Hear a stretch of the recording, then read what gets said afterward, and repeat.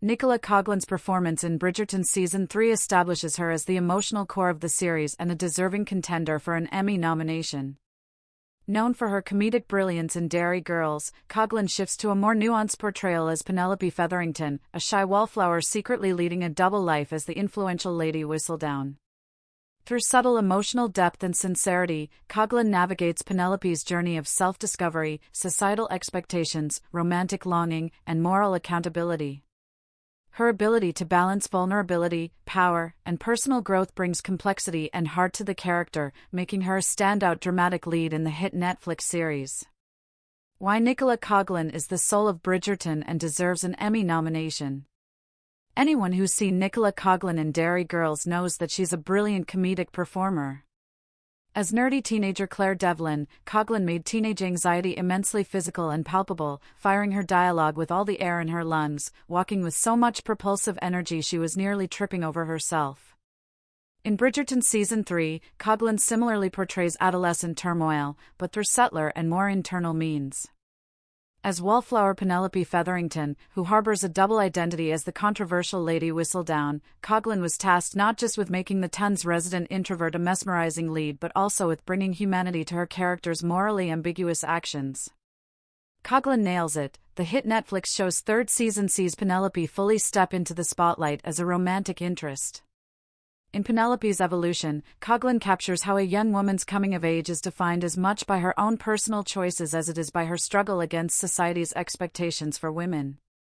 And Coughlan makes a case for herself as an excellent dramatic lead, the kind that Emmy voters should pay attention to. That's because Coughlan has to reconcile two conflicting aspects of her character. One is the standard teenage heroine. Penelope previously existed mainly on the sidelines, a spinster-to-be. Her transformation into the center of attention is literally represented through a glow-up. There's a scene in which she enters a ballroom sporting a completely different fashion in hair and makeup. Coughlan's tentative delight as she notices the amount of eyes on her instantly makes viewers root for her.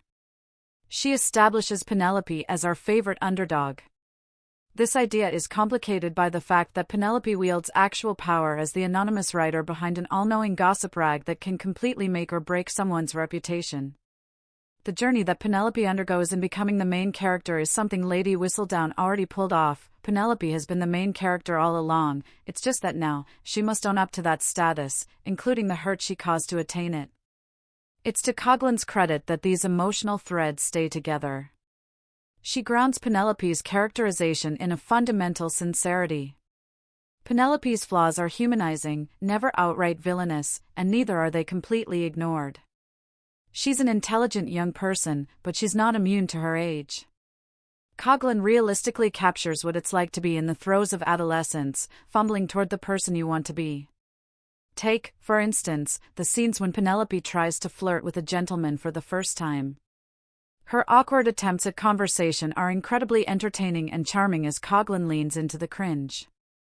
For all of Penelope's brilliance as a proto-journalist, she can't help her social inexperience.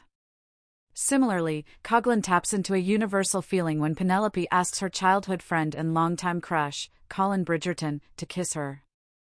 Having just run away from a ballroom where everyone had been talking judgmentally about her, Penelope tells Colin it would not have to mean anything. Simply, I do not wish to die without ever having been kissed. Coughlan brings heart and sensitivity to Penelope's longing for romantic validation.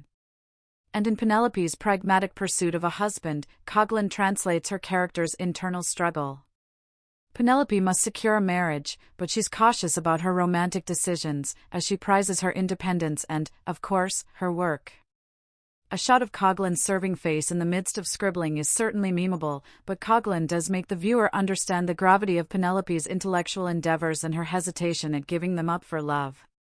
The night before Penelope's wedding to Colin, she tells dressmaker Madame Delacroix that I felt like I was losing a part of myself when she attempted to stop writing.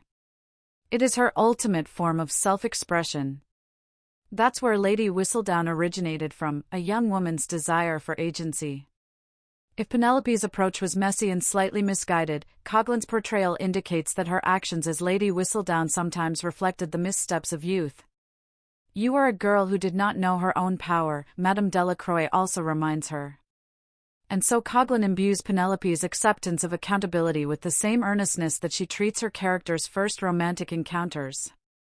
Penelope decides that going forward, she'll punch up rather than punch down. As she states at one point, "I should have been using the column to give a voice to the other voiceless." Despite the cliched declaration, Coughlan makes Penelope's good intentions and activist dedication believable. The night before her wedding, Madame Delacroix tells Penelope that there's no such thing as true love without first embracing your true self. By the end, we see Penelope accept who she is, wallflower and alter ego combined. It's because of Coughlan's nuanced performance that this merging of selves lands so seamlessly.